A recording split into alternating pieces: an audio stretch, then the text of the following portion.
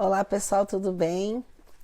E vamos continuar a nossa leitura agora com o primeiro capítulo dessa obra, Os Mensageiros, obra de André Luiz, psicografia de Chico Xavier.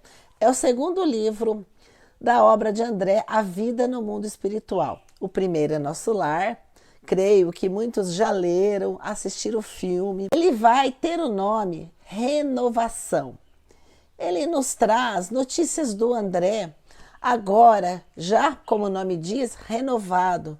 Ele relata que ele já não tem ciúmes e não vê o segundo esposo da sua antiga esposa, encarnada, como um desafeto, como um inimigo. Ele consegue frequentar o seu lar terrestre, seu antigo lar terrestre, na condição de companheiro, de pessoa que auxilia, não mais perturbado, não mais naquela situação de ciúmes.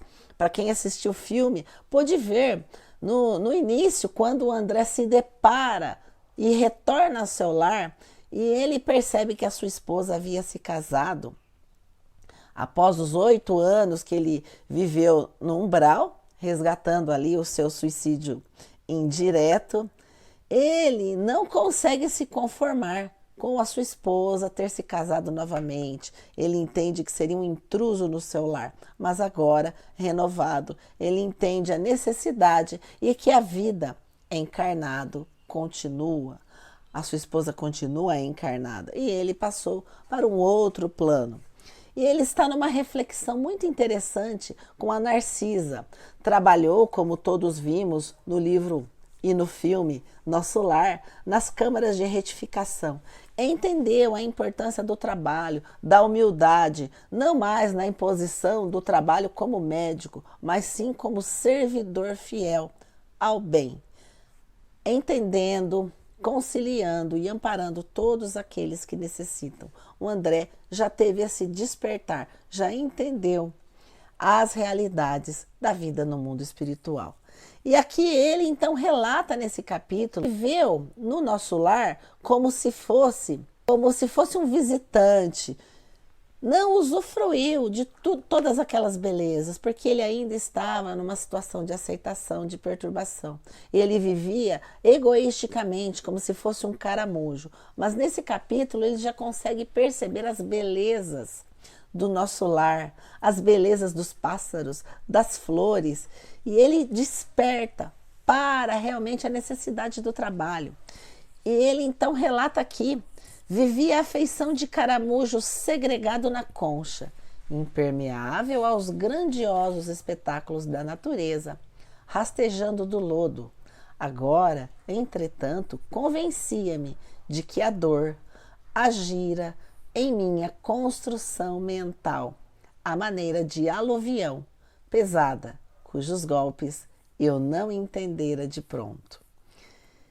Comecei a frequentar de novo o ninho da família terrestre, não mais como senhor do círculo doméstico, mas como operário que ama o trabalho da oficina que a vida lhe designou.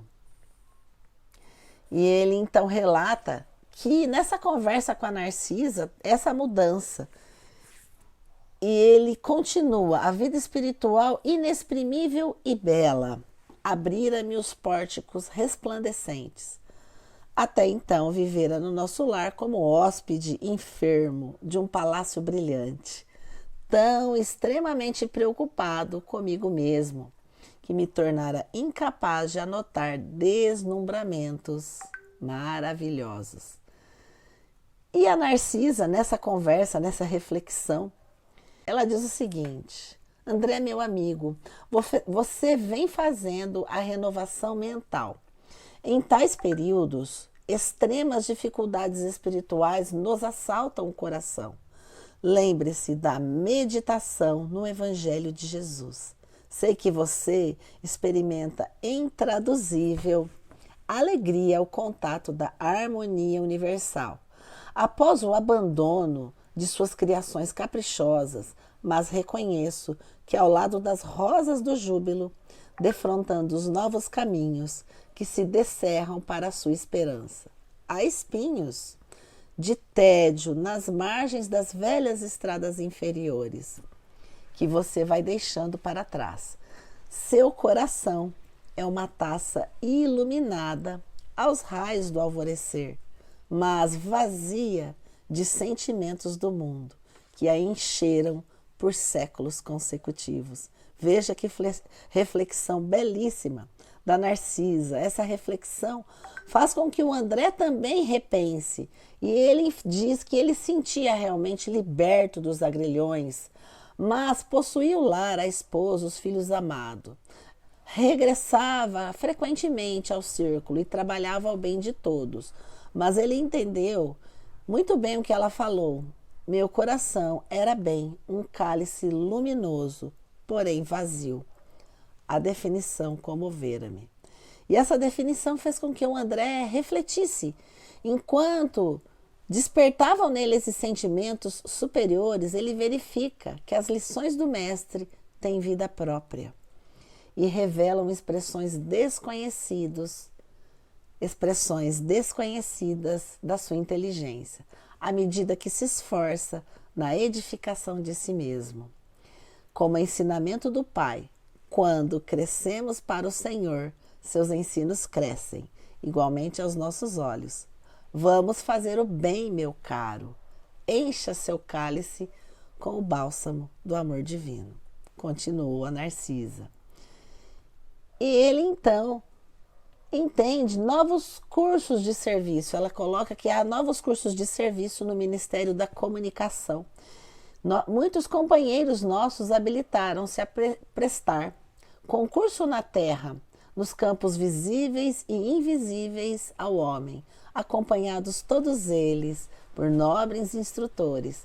Poderia você conhecer experiências novas, aprender muito, cooperar com excelente ação individual.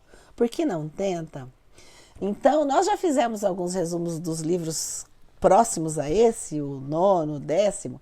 Então, a gente vai perceber o trabalho fantástico que o André realizou por conta desse despertar.